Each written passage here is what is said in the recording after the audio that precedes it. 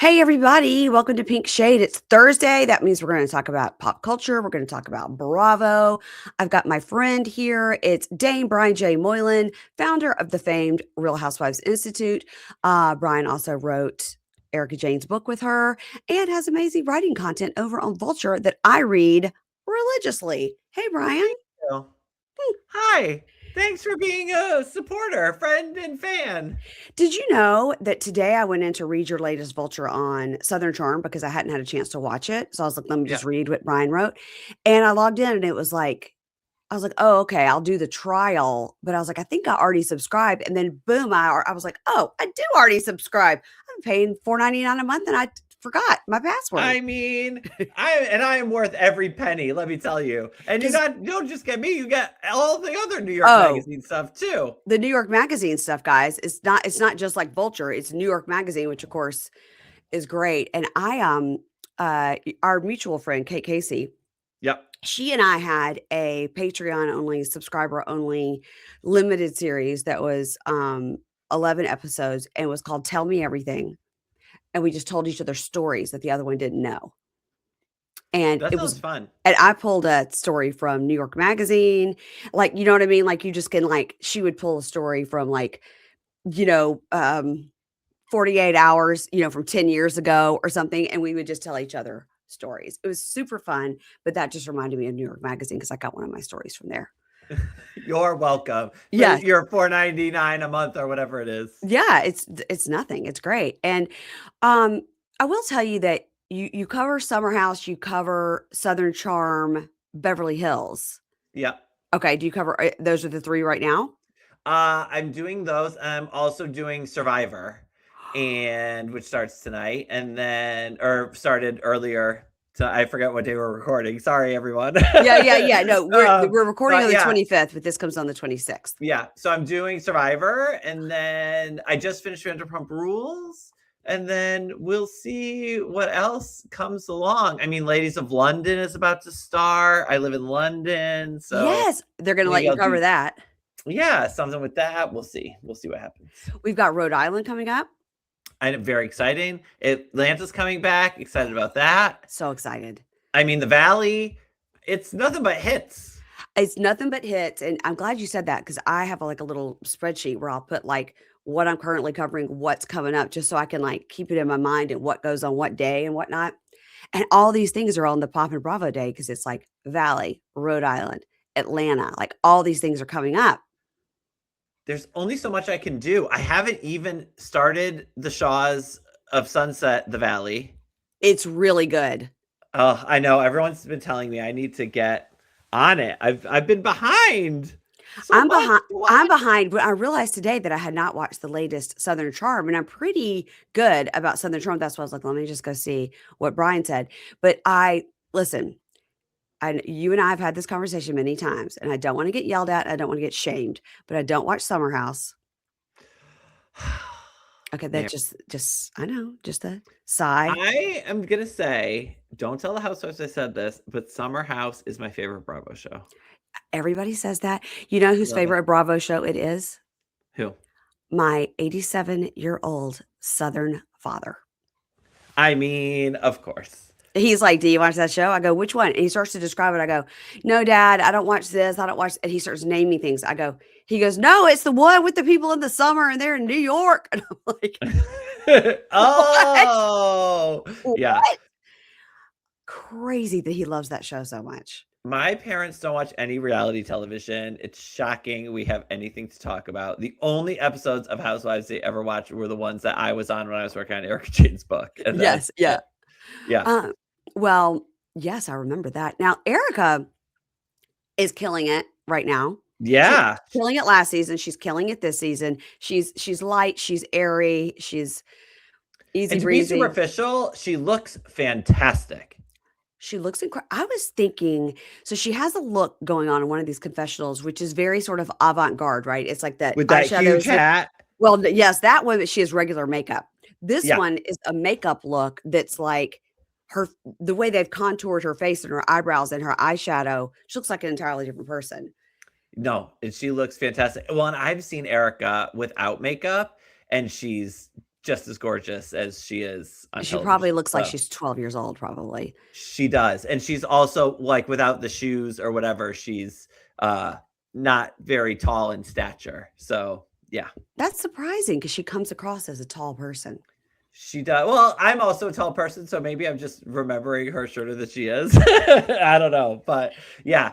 But seeing her just like answer the door in like sweats and no makeup, it's like, oh, hey, what's up, Is girl? she Angie K short? Because Angie K is very short. No, she's taller than Angie K for Okay. sure. Okay. Because in shoes, Erica's like taller than me. So Oh, and Angie K is teeny. okay. Well, then Erica's probably like 5'7", 5'8", if she's taller than you in shoes, because you're over That's 6 probably feet, true. 6 feet ish. Yeah, I'm Yeah. tall. Yeah, I'm like 6'2". I'm pretty tall. Okay. So I'm taller than Ryan Bailey, just for the record. Oh, you're a lot taller than Ryan Bailey, for the record. For the record, we don't need to go into that. Good Lord, did he have his baby yet? No, it's March. It's not. It's going to happen in March, I think. Yeah. Yeah. I'm like, this has been like the longest pregnancy ever, but that's just for me. I'm sure that they feel it's Right. really Yeah. long. Well, would you like to say anything about Summer House, which is your favorite show? Even though I don't watch it, I will try to follow along. If you would like to tell the people something that you're feeling about it. I feel like it's been kind of a drag of a season so far. We're only a few episodes in, Okay. but it's mostly been about Kyle and Amanda breaking up, which we know that they do. Yeah. And it's just really hard. You can tell they're both really over it and Mm, they're not treating each other very nicely. And what I like about Summer House is that it's really fun and they really like each other and they do have conflicts, but it's like good natured, yeah. and this is not the usual vibe of Summer House. So the episode that just aired earlier this week, there's a lot of new people because they're spinning off some of the people into their own show in the city. So there's a lot of Uh-huh. new people. So this one really focused on the new people a lot and some of the stuff with West and Jesse and those guys. So that was a bit more fun. So I'm glad it's getting back on track more. I'm looking forward to more fun this season because then we get right after Summer House starts, we get in the city with Lindsay, Kyle, Amanda, some old folks returning, I think, some new folks. It's kind of like the Valley version of Summer House, but it's going to be in the city. And so we're going to have another show about Kyle and Amanda breaking up. So I did not know that they were. Now, do you think I could just jump into that show if I didn't watch Summer House? And maybe I can get into the universe. I think so. I think so. And that, like, well, that Kyle and Amanda are breaking up. So I think that's all I you need to know. yeah, I know that Lindsay and Carl were together and now they're not. And then they kind of broke Right. up very publicly. She has a baby with somebody else. Yeah. And Yeah. there's some other people who were on Summer House a bit, but they haven't been on in a while. So I think it would be like if you didn't watch Vanderpump Rules and started the Valley, there's like backstory that if it gives it more texture, but if Yeah. you don't, like, just go for it. And that's what I never watched Shaw's, so that's why I was like, I'm just gonna watch Shaw's, the Valley Shaw's, but I Yes. haven't even gotten around to that yet. Oops, sorry. It's hard, and especially because all these new shows are coming up, but the Persian Valley is really good. I did watch Shaw's. I just loved that show. And Yeah. here's a fun fact. I was just telling you my whole New York trip that got canceled, and I was telling you all the amazing things I was doing. The Watch What Happens Live that I was gonna go to, do you want me to tell you who the guests were? Gird Who? your loins. Amanda Francis and Gigi. I mean, that is a good lineup. That's the one I picked because they sent me some choices, and I was like, "Oh, if there's one with the Housewives, I'd rather do that," because like I don't fuck with Below Deck too much, you know what I Yeah. mean? But I'm like, "Okay, Kate Chastain, fine." But when they were like, "Okay, oh, we just booked Amanda Francis with Gigi," I was like, "That's the one I'll take. Thank Yeah. you." Oh, I can't wait to see what the fans are gonna ask Amanda, the polls that are gonna be. She is not at all ready. The last time I went to Watch What Happens Live, I haven't lived in New York in a long time, but Yeah, they kind of redid the clubhouse and they had a press night and they invited all these people from the press, including myself. right.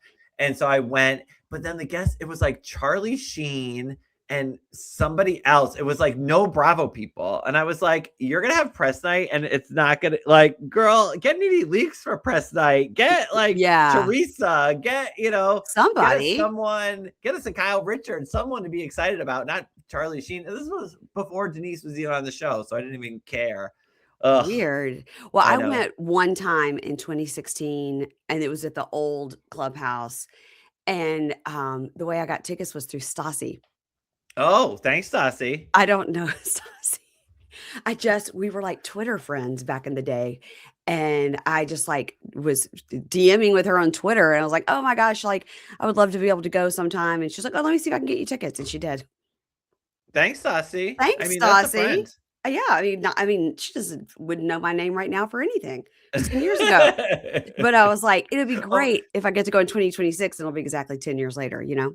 so I just did this big story for Inc. magazine about Bravo celebrity businesses and Oh, I talked a lot to Kyle Cook from Summer House about Loverboy. yeah. Spent a lot of time with him, but I interviewed a ton of people: Melissa Gorga, Aaron Leachy from New York, Yeah. Melissa Gorga, all these people. And I talked to Katie Maloney about the sandwich shop. Yeah. And so I called up Katie. And she was like, I'm so starstruck. Like, oh, Brian, I loved your recaps. I listened to Love. them. I read them after every episode. Like, you're so funny. You're so great. And I was like, oh my God, Katie, I called you so many names. I used to call you the meanest person on television. Like, I'm sorry. And she goes, it's just work. And I was like, that's okay. I like love you, Katie. Like, you just totally understood what we're all doing. We're all doing our jobs, And she's doing her So, job. yeah, exactly. And Yeah. I'm doing mine. It's just work. And I was like, made me fall in love with her instantly. So I take back every time I called her the meanest woman on television. Actually, I don't. She was so mean to Sheena for so many years. So was Stassi. They were terrible. Oh my God, they were terrible to Sheena. I went on Jolenta Greenberg's podcast, Hot Masterpiece Theater, and she just goes over like iconic scenes and then breaks them Yeah. down into, sort of almost like Shakespearean terms, of like, this is this, Yeah. this is the mother, this is the da-da, this is the, the chosen son, all this. So the scene I chose was when Stassi slapped the shit out of Kristen. I mean, amazing. I was like, we got to choose that one. We got to break it down. And so I watched the whole episode again, obviously to get ready. And I was like, they were such bullies. Oh my God. They were so horrible. They wouldn't get away with any of this today. I was watching it. I was like, oh, I can't believe how much I love the show. I loved it. God. I still love it. Did you watch the reboot? Okay, Brian, I tried. I gave it one full episode and then I dipped in and out if it was like on before or after something else. Right. And then when I saw Andy did the reunion at SUR, I was like, oh, this is it. They didn't give them.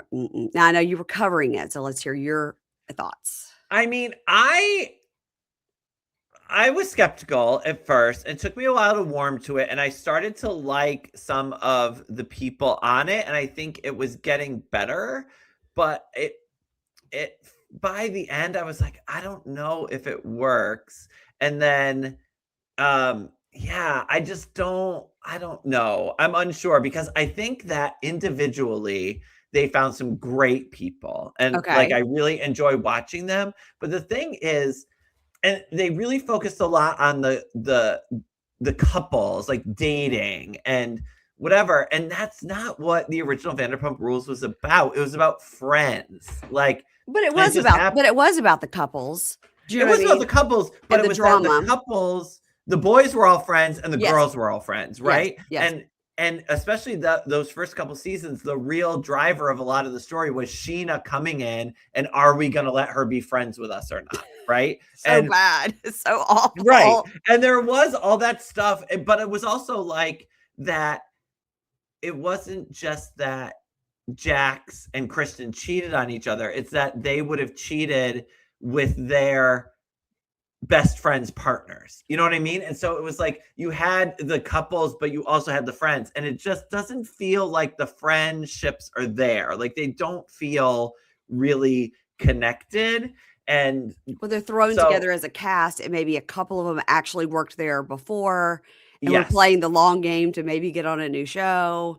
Yes. Yeah. Whereas you look at something like Next Gen NYC, where they were also kind of thrown together as a cast, but Brooks has known a lot of those people a long time. Riley and Ariana have known each other for a long time. And so you do have those kind of deep connections. And that's what I feel was missing from Vanderpump. Maybe we'll get it in season 2. I don't know. I'll keep watching.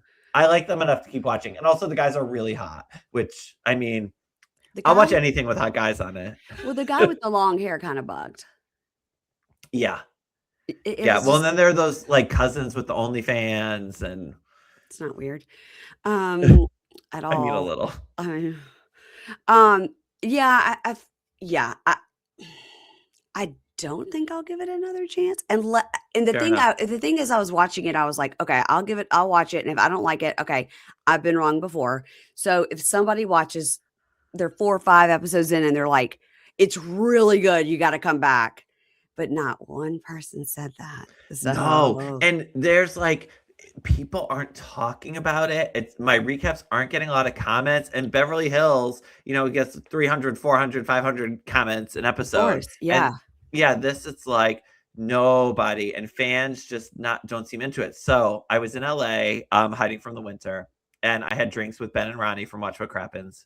Love. And we went to one of the gay bars right near Sir. And Yeah. so we were leaving, and it was 9 o'clock on a Tuesday, just coincidentally, which is when Vanderpump Rules airs. And Oh, so they were like, we parked across from Sir. Why don't we walk by and like poke our head and see if anyone's actually working? So I was like, okay. So we walked by Sir, and they were having a cast viewing party, like watch the episode with the cast as it was airing. uh-huh. And we look in, there isn't anyone in the restaurant except the cast. And it was And, by the way, you 3 on the street might have garnered more attention than the well, cast. and so then we like poke our heads in, and then some of the cast saw Ben and Ronnie, who are Yeah. obviously very popular, and people know their faces. They're like, Ben, Ronnie, oh my god! And then we like go in, then we're like there, like we have to like talk to them, and I was like, oh my god, this is so embarrassing. Did you tell them that you're covering it for Vulture? They were like, "Oh, this is Brian. He writes about it for Vulture." And they're kids; they don't read. They just watch Right. videos on God. They just watch Ben and Ronnie on like TikTok. You know what I mean? They don't read. Right. So they knew them. Me, no. So they didn't know that you'd probably talked a lot of shit about them on your recaps. Yeah, thank God. And Unlike Katie, who reads, Katie Maloney. unlike Katie reads. Yeah. Katie's a millennial. Yeah. We read the internet, but these Gen Zs, Gen Zs, as we call them here in England. Oh, okay. That's interesting. Gen Zen. Okay. So let's discuss Whitney Rose's drunken outburst. First of all, where was that? Was that at some sort of like you go to a casino when you answer questions on the stage kind of a thing? I think it was a drag bingo because And she was the guest or the host? Or? yeah, I think it was a drag bingo because there was a drag queen who was asking the questions. Okay. And I saw something like in the background that said like drag bingo. But yes, it was weird that it was just like, oh, there's drag bingo and here's Whitney Rose just like drunk and like chatting. Yeah. I mean, they threw her $1,000, to come and be the guest, maybe, or maybe she was the bingo card. She's like, B12. Yeah, something, right? Who knows? But ooh, girl, Whitney, and she was wasted at that Watch What Happens Live at BravoCon. Yeah. Oh, can I tell you my Whitney Rose BravoCon story? Please. So, a lot of people were hanging out at the Four Seasons at BravoCon, which is where they had all the talent. Yeah. And so because all the fans were there, at a certain point, you couldn't get in unless you had a room key or someone escorted you in. And so I went to meet a friend of mine, Michelle Collins, who was one of the moderators. Yes. And so she came and let me in. And so I was leaving. I was waiting for my Uber. I'm like waiting out front. It was raining out, so it was taking a while to get the Uber. And so there was maybe like 5-10 fans kind of like standing out in front of the entrance to the Four Seasons, like looking for celebrities. And we saw a few people filter in, Jessel Tank, Wendy and Eddie, whatever. And then Whitney and Justin get out of the back of a car. Whitney's holding her shoes in her hands. And this girl's like, Whitney, can I get a picture? And she just went, I'm tired, and kept like walking straight inside. And I was like, fairness to you, Whitney Rose, like you've been at BravoCon, you must have taken 1,000 selfies that day. But yeah, it was just the way she said it. But yeah, Whitney just keeps getting drunk. because she just, kind of got in trouble. Not got in trouble, but they Yeah. discussed it on the reunion, Salt Lake. So it seems like in public she would be minding her P's and Q's, you know? Yeah. I would like to think that we're seeing her like BravoCon is a big party. Yeah. They're doing lots of social things. This was a drag brunch. People like I would like to think that Whitney's just partying a little too hard and Yeah. that on a Wednesday evening she's not sitting at home wasted with the kids. But yeah, I it don't is think starting to be so. a trend. I think it's more like you're like, in the words of Katie Maloney, you're at work, Yeah. so you should probably not get drunk at work. You know what I mean? Also probably true. Correct. Yeah, Yeah. like you're working. That's interesting. Well, what she said was, little incoherently, but basically she took the mic and was like, "Let me tell you something," and said that there are lots of lawsuits going on, and that's the reason they weren't really allowed to talk about what happened on the airplane between, Meredith assaulting Brittany, blah, blah, blah. Who lawsuit? Who's suing who? That's a good question. I heard some rumors. I don't know whether or not they're true, but in the Great Housewives tradition, I'm going to repeat rumors that I heard that I don't know whether or not they're true. Perfect. And that is that the anti-Semitism that Meredith was talking about at the reunion Yes. played a greater role in what she had been talking about on the plane than we were initially told. I guess that Meredith was quite upset about Brittany. More upset about being, that than the TikTok thing. Yes, right. And Okay. that what she was really talking about was that, but they didn't want to bring that up on the show. And that, Meredith's accusations of Brittany's behavior might have been a part of some kind of review with the production company or something. I mean, I'm not sure. Yeah, but that was kind of what based on the rumors I heard that may or may not be true. That's what I was thinking. Maybe it has something to do with that. That makes sense. Just like how there was that review. Remember when Ebony Williams raised concerns about Ramona on the last season of Housewives of New York, and that delayed their reunion, etc. So I was like, okay, maybe it's something similar to that. But that was all I could think of. Because like, who's gonna sue? The Housewives can't sue it's in their contracts that they can't sue each other, right? About things that happen on the show. They're not gonna sue the production company, and if they did, the production company is not gonna have them back on the next season, right? So I can't imagine what's happening. Well, it was sort of like at the reunion, they alluded more than once, and Andy said more than once to Meredith, like, "Oh, it's production's fault again." Like, yeah, he kept going like, "Oh, problem with production again." And she's like, right. "No, Andy." But that's never good for you either. If you're constantly shitting on production, blaming production, that's not going to go in your favor. And Meredith is the most sleepy DJ I've ever seen in my life. She's just yeah. Yes. like, and I mean, I'm like, should I be a DJ? I mean, why not be a DJ? Mary, what would your DJ name be? Payne, like T-Pain, but different? Payne. That's it. Nailed it.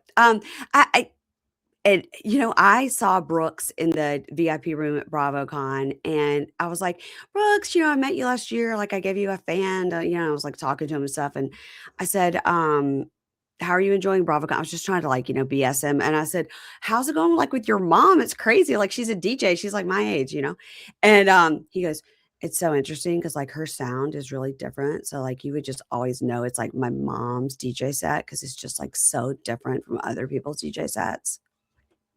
Are we sure about that? Are you telling me that Meredith is at home like DJ James Kennedy and like putting together sets? She's not just standing up there and doing this? From I understand, the set is the same at every appearance.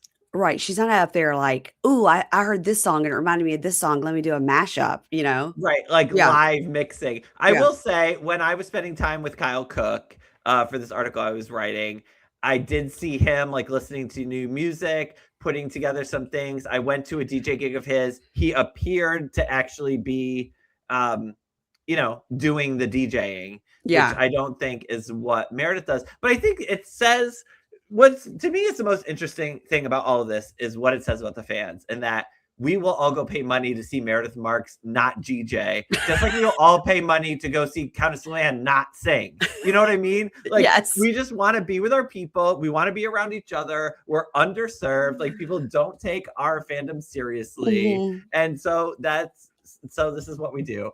But I also don't think that anyone going to see TJ Meredith Marks thinks she actually DJs. Like, I don't think she's swindling anybody. So, Right. Right. And God, you in your article this week,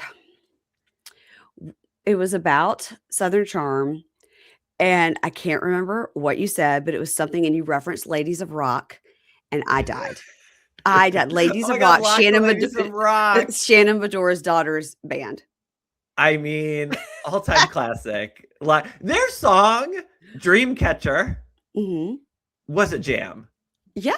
Dreamcatcher Listen, was a jam. I mean, they're probably embarrassed now because they're like college and out of college age, and they're like, please nobody ever bring. But listen, you did it on TV. I'm sorry, your parents let you. Do you Okay. have a Bravo song that you actually love? Ooh. Well, I'm not going to say Drive Back because everybody says that. There Yeah. is a Candy Burruss song that I really like, but I can't think of what it is. It was Was it the Rise Above?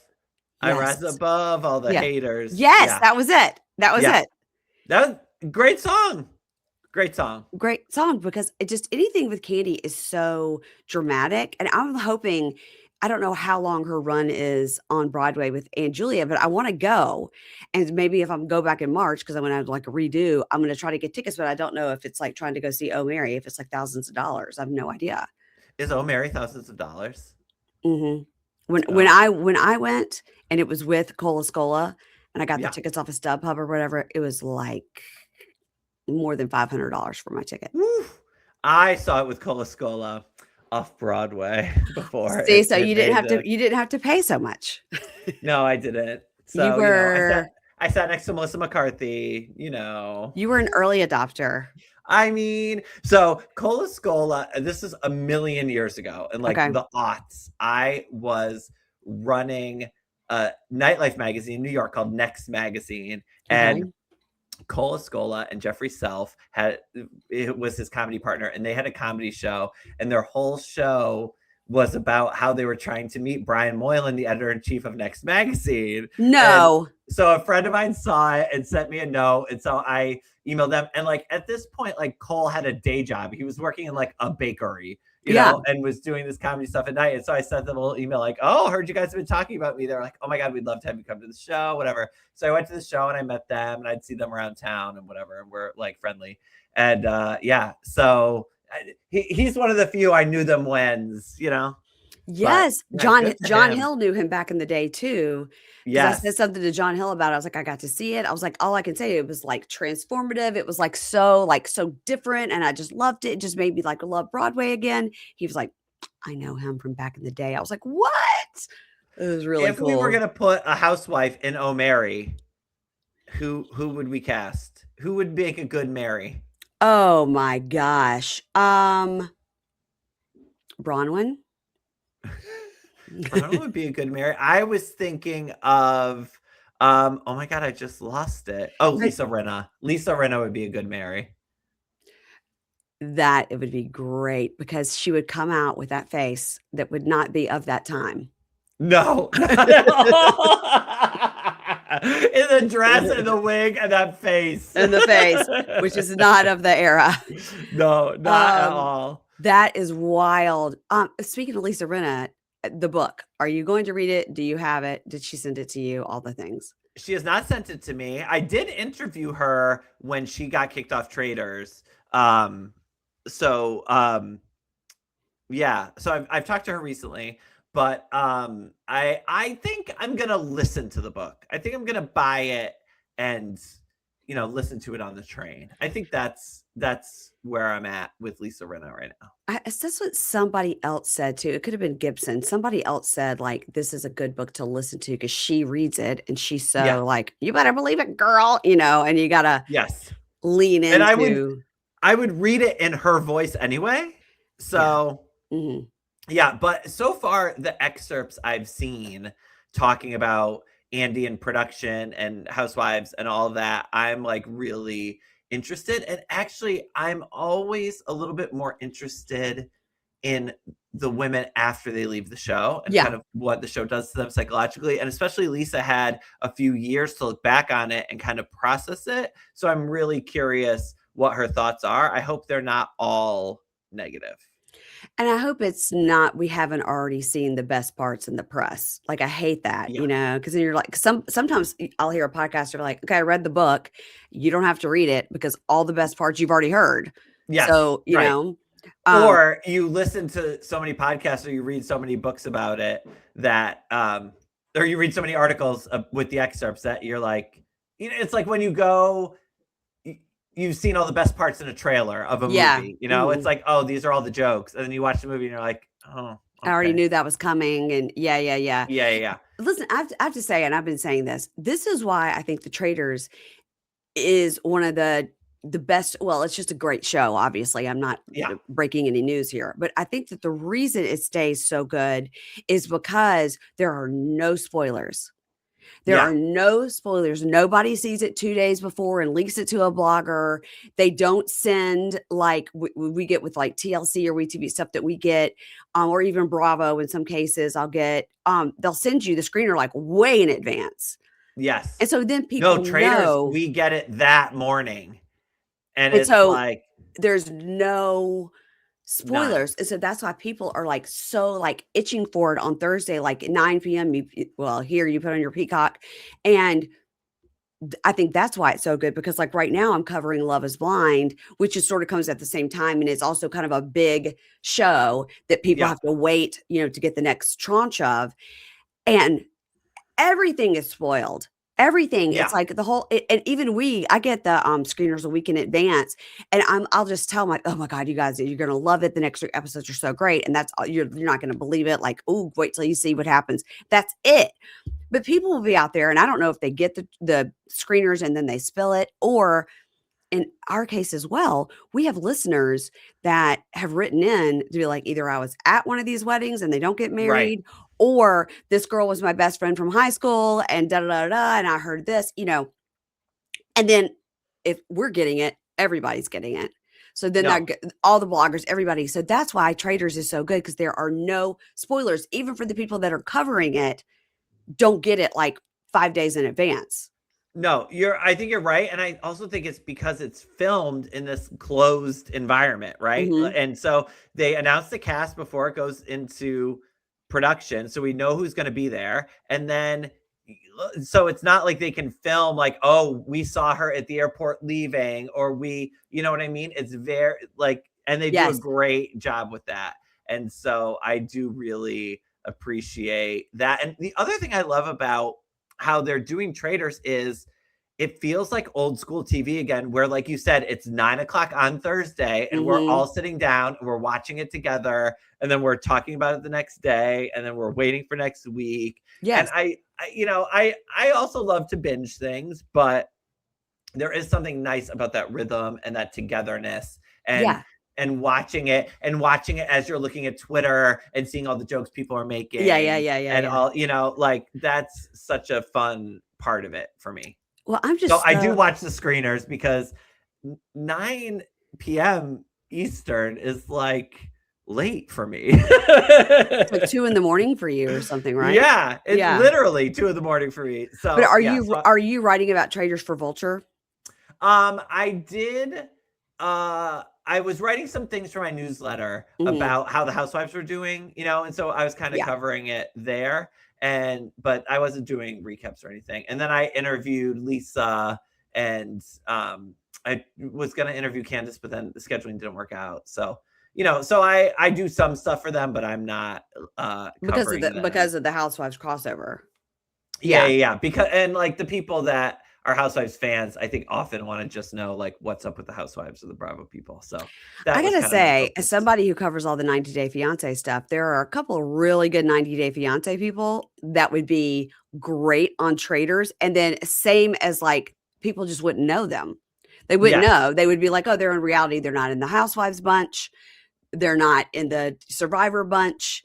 So No, and they I would think pay attention, you know? what I think would be genius is I know they're doing a all normal people version of the show. Mhm. But I think it'd be really funny if they just put one normal person on the cast and then it's like, oh, I'm Mary. Oh yeah, I'm on a show called, DC Moms and you've never heard of it, and but you're like a normal person, which I guess they Yeah, kind of did with like Donna Kelsey, who's mostly a normal person. mostly, But yeah. yeah, but That I was think that would weird. be really funny that you have someone who's normal pretending to be a reality star. It would be like Jury Duty meets the Traitors. Yes. Exactly, Yeah. yes, but There's the there's opposite. there's the new version of Jury Duty coming out called, like, Corporate Retreat or something. Okay, I love jury duty. Okay, so it's gonna be the same premise where everybody's an actor but one person, and they're on a corporate retreat for, like, the company. That will be genius. And I was like, "They'll never be able to do it again, right? They can never No. do this again," but they came up with a whole new concept, and I'm like, "Oh god," because my husband doesn't watch anything with me ever, so I had him watch Jury Duty, like, the last or 2 years, so we were on a trip, and I was like, "We could watch this in, like, the 3 nights that we're here," Right. and currently, I have him watching Succession, which he never watched, Okay. and he's like, "Everybody on here is a bad person." I'm like, You're "Yeah." like, "That's the point, friend." Mhm. It's based on Rupert Murdoch's family, like, they're all bad people. Yeah. He's like, "But there's nobody to root for." I go, "Right." Yeah. It's like it just gets past him. He's like, "Can we just watch Everybody Loves Raymond?" I'm like, "No, no, we're gonna expand your mind." Okay, I want to talk about really quick about Southern Charm. Okay. Whitner, to me, hot, Yep, job, yep, dog, yep, works out, yep. rich. I mean, that house. Rich. He's rich. His uncle, R.I.P. Jimmy Buffett, I friends of Andy mean, Cohen. Like, what? Why doesn't anybody want to jump on Whitner? I have no idea. I do have a couple theories. Okay. My first theory is this is kind of based on some comments Sally has made. Okay. Well, I don't know if she's a reliable narrator. She is not. She is not. This So, way, hold on. This week in your recap, and you said Sally took all of her extra E, and I was like, die. And it took me oh a my God, second. I was like, oh, I'm obsessed with Sally, the way Sally spells her name. And a few episodes back, we met her sister Claire. Did you see how Claire spells her name? no. Clair, no E. Sally Stop. stole her sister's E. She stole her sister's E and put it in her own name. That's what she did. Never trust a vowel thief. That's Sally. Hilarious. No, I did not notice that. Okay, Yeah. that's weird. Continue. But so Sally was on Watch What Happens Live and made some hint about how said something about how we haven't seen a full side of Whitner or whatever. So my conspiracy theory based on nothing is that he had a breakup right before filming the show. It sounded like he had a fiance who dumped him or something. Okay. I'm thinking that Charleston is a small enough of a town that Sally knows someone who knows the ex. And so Sally heard some gossip about Whitner like through the ex. And that's what she's alluding to. Sally doesn't give a shit. She was trying to bang Craig and now Austin. She doesn't care. And she banged Shep. I mean, Sally was gonna be with somebody on the show. Like, why not try to be with Whitner? He's wide open. Yeah. He's wide open. I really want Whitner and Molly to get married and have a bunch of children and live happily ever after. Because he's so regimented and neat, and she's so and messy and like a hoarder. They could be a great combo because they could just hire a housekeeper to keep Molly in order because she would be so messy, and they will just hire the lady to keep Molly from being a hoarder. Absolutely. I mean, I'm real messy and my husband's real neat, and we have a cleaner come twice a week just to keep the peace. So it's Yes. possible. It's yeah, and Molly. I think it's if you have money, I think that's a good thing. Yeah. And she's tall and beautiful, and he's tall and good looking, and I think that's a you nailed it. And she's got a new vagina. I mean, come on. I mean, hello. Yeah, I am with you. I do not get it. I do not get it at all. And so I feel like there must be something that we're missing. But then Sally recently posted a picture of her and Whitner like hang out at the bar together. So Maybe she came to her senses. or maybe she was like, "Oh, everyone likes Whitner and everyone hates me. Maybe I should." Because he kind of dogged on her on Watch What Happens Live too. Any they had that question like, which one is it? And they have all the Yeah. little faces at the bottom. And every time it was something negative, he'd be like, Sally, Sally. Well, I don't blame him. She was going on there talking shit about him. So, yeah. I don't understand Sally. She looks different in every confessional. I'm like, is that Sally? She's like blonde hair, brown hair, like boobs out, not boobs out, tattoos, not. I'm like, is Sally a chameleon? I completely agree with you. I feel Sally drives me crazy. I find her infuriating. This whole thing with her, like she was mad at Vanita when Vanita told her not to date Craig, and now she's doing the exact same thing to Charlie. I find so annoying. Yeah, and But not realizing it. But this has been such a good season of Southern Charm. I have really been enjoying it a lot. And so I feel like they finally got the boys right and the girls right. And Mhm. you have kind of Madison and Rod as like the connections between those two groups to keep the drama flowing. I think Totally. that the cast right now is perfect and I'm very much enjoying I it. love Rod. I didn't realize how Love. much I loved him until this season, and then he's, like, in the back of the car, and also goes, "Oh, so glad I've got you guys in the car so we can, like, bash Craig," and he just, like, closes his laptop and is like, "Bash away. Let's go." Yeah. Yes. It's Like like the facial expressions, the confessionals, like he's just and I mean, he's telling everybody each other's business. He's pushing the story along. Like he's really come into his own this season. And I think it's good that he's, really friends with the guys and really friends with the girls. And so he's kind of the one often you see talking to the girls about what the boys said, talking about the boys what the girls said, and that's I think keeps everything moving nicely. did he get married? Did they get married? Are they gonna get married on the show? I haven't seen. I thought he's one of the few Bravo celebrities I follow on social media, and I haven't seen wedding pictures yet, so I'm assuming it hasn't happened. Or maybe it happens Um, at the end of the season and then he's saving it for People Magazine or something. I feel like they're saving it for next season, right? Oh, they're gonna really drag it out. Okay. Yeah, well, He's because they just had the engagement party, right? And so then it'd be right. like a year. No. Is that They've been standard? I they've don't been know. together a long time, so just go They ahead and have. I let's mean, speed it up. I never got engaged. We just got married. Did you have a wedding, or did you go to the courthouse? We were gonna go to the courthouse because we did it for like visa reasons, and then Yeah. a friend of my husband's talked us into doing something, and she has a big apartment in New York. She was like, "We'll just do it here. I'll have the assistants plan it. Like, I'll take care of it." So it's like, okay. And so it was like 30 people. We did it on a Friday evening. It was like very small, very last minute. One of my brothers couldn't even make it. Yeah. But in hindsight, I'm like glad we did something. So, That you well, actually did and something, part of the yeah. reason we did something is because I was applying for a visa to move to the UK. And so we had to provide like pictures of our wedding to prove our relationship was real. So it's like, okay, well, we might as well have a thing and hire a photographer and then we can, yeah. Listen, I cover 90 Day Fiancé. I know how this goes. Yeah. I know how this goes. Exactly. You know exactly what I'm talking about. I will tell you, and I wonder if it's the same. So there's a 90 Day has all these iterations, and there's one called Before the 90 Days, and Yeah. there's a couple where she went over and lived in Tasmania, which is part of Australia, which I didn't know. I was like, oh, I thought it was a different country. Yeah. And Great. if you go over there as just like the person signs for you, and you don't have to get married as long as you get a job and you're gainfully employed and you can prove that you're there with the citizen, like you don't have to get married. That's good. They'll take you if you want to come over and like have a job and be a productive citizen. But in the United States, you come over, you have the 90 days to get married, and then from the day you get married, you as the immigrant, as the new person cannot work for 6 months. Yeah. So how's that helping anything? No, that's what's crazy. Well, and that was part of what happened with me, where my husband was on a work visa. He's also American.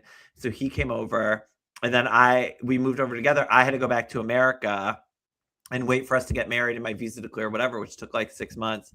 And so, yeah, so I was in America waiting for that to happen. But then once I moved to the UK, I could start working right away, except there are 2 jobs I can't have on my work visa. A writer? No, Okay. one is a sports manager. I can't manage a sports team. Shoot. And I can't be a trainee dentist. So as long as I'm not trying to manage a sports team or train dentists or train to be a dentist, I can do whatever I want. Ironic, since the Brits tend to have bad teeth. You know? Right. You would think they would want some more. Uh-huh. Yeah. Oh my God. That's funny. That's funny. Yeah. Well, we learn a lot. Like we say, we cover TLC and we're learning on the Learning Channel all the time. Okay, let's see. I wanted to ask you, you're not watching Persian Valley. So let me ask you, let's talk about Beverly Hills. So Yes. it's a good season. We already talked about Erica Jane and her looks. Yeah. This past episode that we saw last Thursday, because this will come out Thursday morning, so we haven't seen the new one yet, was pretty heavy with Denise coming on. Yes. And talking about her domestic abuse situation with Aaron.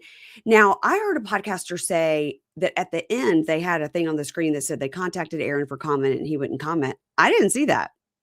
I didn't see that either. I saw if you have a domestic violence, call the number. I didn't see anything about we contacted Aaron to give his statement. I did see at one point they kind of flashed, like, you know how they'll put like the articles on the screen while somebody's talking, and they put the article on the screen. It was kind of like Aaron said XYZ. So it was kind of like showing what Aaron had said to the press. I didn't see they contacted Aaron, but I watched the screener and it's sometimes different from what ends up airing on TV. So it very well might have been I didn't see it. I didn't see it. I watched it again last night because sometimes I watch it and I'm doing other things. Yeah. But before I'm going to talk to somebody about Bravo, I like watch it and actually watch it. And I was like, I never saw that. But let me tell you something. Denise Richards is a great example of what a facelift should look like, because you couldn't tell she had a facelift. She looks amazing. She just looks great. Know who else looks amazing while we're on this subject is Patricia Altschul from Southern Charm. Her work is phenomenal. Well, okay, I'll have to look. Mary disagrees. She's in her 80s. Yeah. And at some point, and I am a big fan of just do whatever you need to do. Yes. I don't care. Do whatever you need to do. She's in her 80s, and at some point you have to be like, I'm just gonna let it go. Like, right. Yeah. Let's just an example of that I saw, and you may not know who this is. If you watch Shark Tank, Barbara Corcoran. Okay. Yes. Okay. She just did, I'd follow her on Instagram, and she was like, okay, I have this new apartment. And the big thing is I've got this view of Central Park. Should I blow out this door, to make the whole wall windows? Because this is the money shot. It's got this small door here with the view of Central Park. Of course, everybody's like, yes, of course you should, to the view. If you've got the money, who cares? But I was like, whoa. Like, like what happened? And she's you're not looking at the view, you're looking at the face work. I was like, and she's so rich and lives in New York, and you're like, what did you do to yourself? Or is it not settled, or what happened? And God bless, Barbara Corcoran's not listening to this, but that's an example of like not aging gracefully. Patricia's an example of she's aging gracefully, but maybe just like, let's tone it down. Yeah. But Denise talking about looks fantastic because she looks like exactly the same. But better. But just like maybe she got some sleep. I'm going to show that to my husband. I'm going to say, this is Denise Richards. Do you think she looks good? He'll say, yeah, she looks great. Yeah, I remember her in Wild Things or whatever was that movie she did that all the guys talk about, where she did the 3-way. I'll go, doesn't she look great? He'll say, yeah. And I'll go, see, she had a facelift you didn't even know. So that's how I'm going to get my facelift. Will he not let you have a facelift? He doesn't want me to change my face any further. He says I've changed it and I don't need to by having Botox and stuff.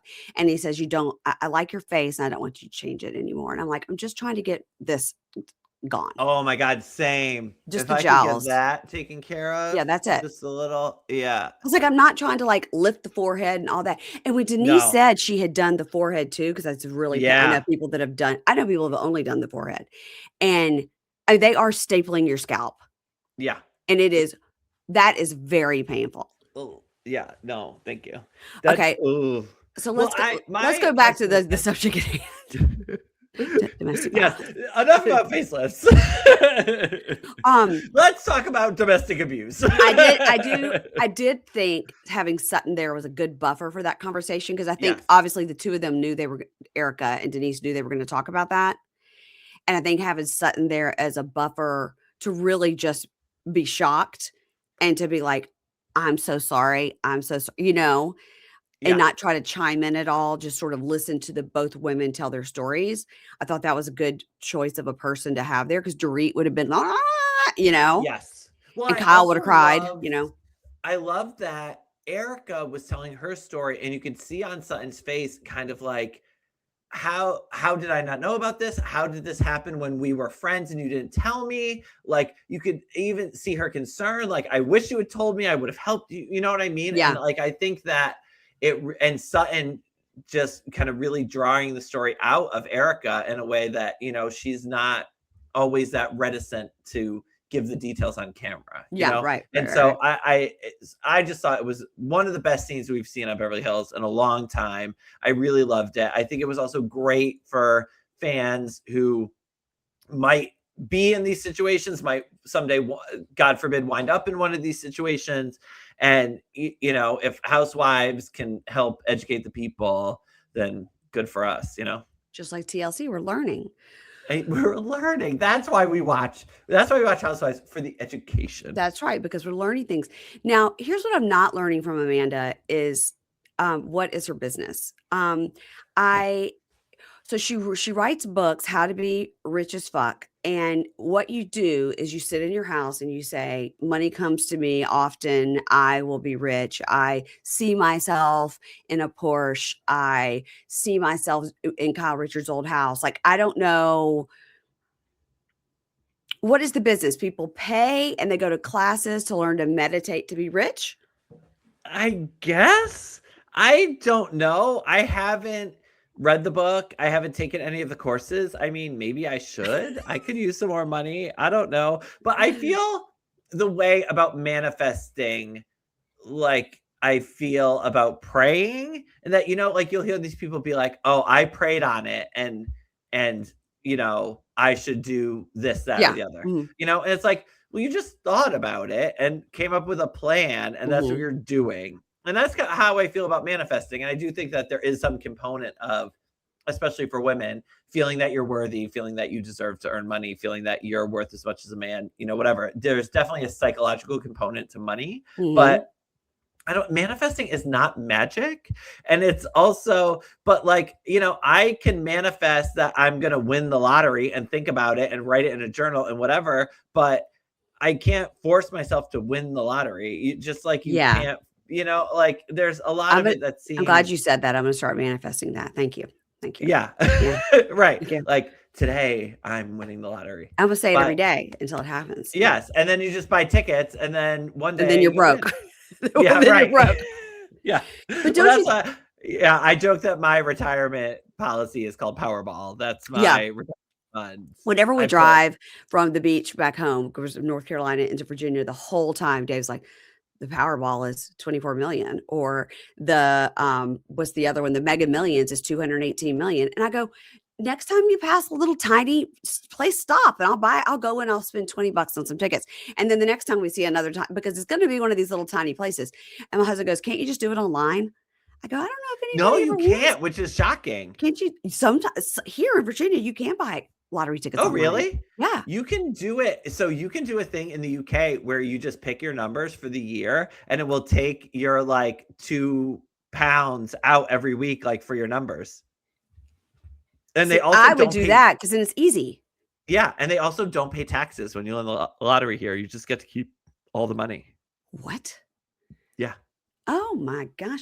Well, don't you think it's interesting that she told her religious cult story this week Yes. about, and I'm like, but isn't what you're doing kind of culty by having people 100%. pay? Isn't that sort of the abused becoming the abuser? Isn't that similar? Yes, you're absolutely correct. And also you see, I think it was Sutton maybe brought it up when they had that dinner at her house where and she said in a confessional that if you disagree with Amanda, her whole body changes. Like she kind of crumples together. She doesn't like it. She puts a scowl on her face. Like she is not, and that's I think the difficulty she's having being on the show is she's used to being in these situations where she's the leader, she's right. No one's Mhm. questioning her. And Mhm. now she's in a situation where people are questioning her and she's not the cult leader anymore. And I don't think she enjoys it. I think you're completely right on that because I think she even sort of bosses her husband around. Yeah. Yeah, and And so keep talking about how she's the breadwinner and it wasn't his money. And, you know, not it's great, like, no, not great. not great.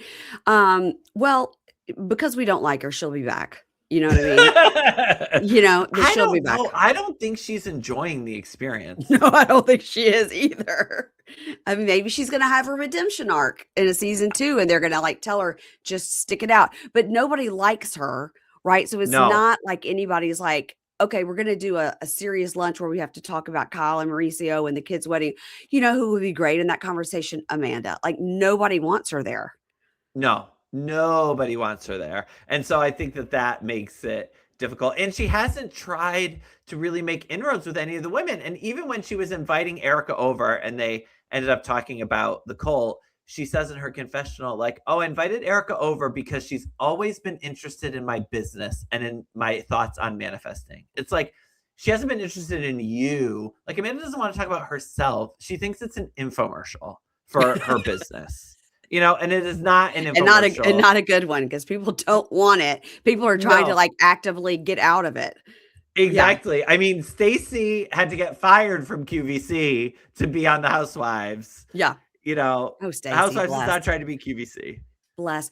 I, haven't kept up with Potomac, but I did watch part 2 of the reunion, and looks like something big's gonna come in part 3, and I guess it is something about Stacey, and it's still something about Stacey and Chris Samuels. Yeah. I don't understand what it is because I haven't watched the whole season, so I'll have the reunions have sucked me in.